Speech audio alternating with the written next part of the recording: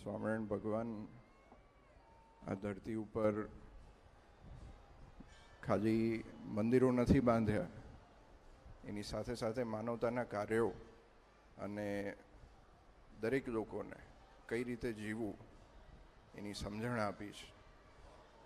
આપણે બધાએ ખૂબ ભાગ્યશાળી છે કે આપણને આ ઉત્સવ સમયવાળો સંપ્રદાય મળ્યો છે. સ્વામિનારાયણ ભગવાને 9 મહામંદિરો કર્યા, એમાંથી દરેક મહામંદિરોને એક સમયો આપ્યો છે.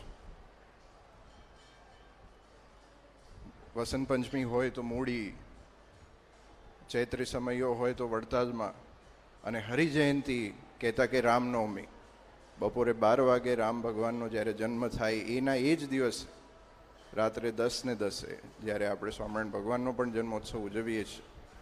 અને આટલી મોટી સંખ્યામાં જ્યારે આપ હરિભક્તો અમદાવાદના દરેક વિસ્તારથી ઉપસ્થિત રહ્યા છો, અને ખાસ કરીને જયભાઈ આજે આવ્યા અને આપણા પ્રસંગને શોભાયો, સાથે સાથે મયંકભાઈ, કૌશિકભાઈ વગેરે જે એમના સાથે આવ્યા છે, એમનો ખૂબ ખૂબ આભાર.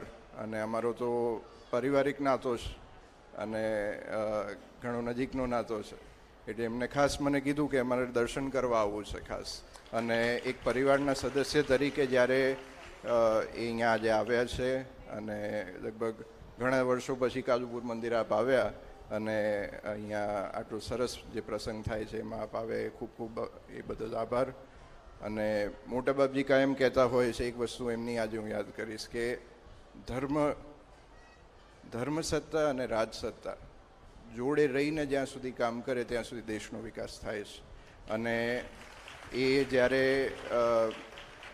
આપણે આપણા મંદિર માટે, આપણા દેશ માટે જ્યારે આ સરકાર આટલું સારું કામ કરી રહી છે, તો આજે એમને પણ આપણે બિરદાવીએ, એમને પણ આપણે ધન્યવાદ આપીએ.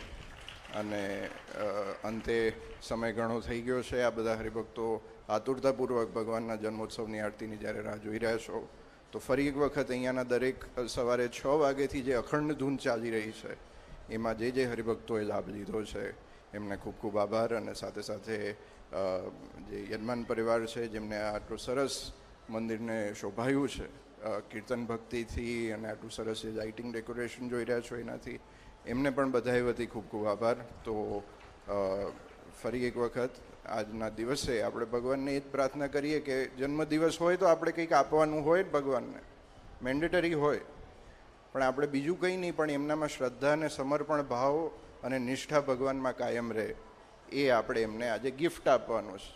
તો ખૂબ ખૂબ આભાર દરેક હરિભક્તોનો, અને ફરી એક વખત જયભાઈનો, અને દરેક એમના સાથે પધાર્યા દરેક મયંકભાઈ વગેરે દરેક વ્યક્તિઓનો ખૂબ ખૂબ આભાર.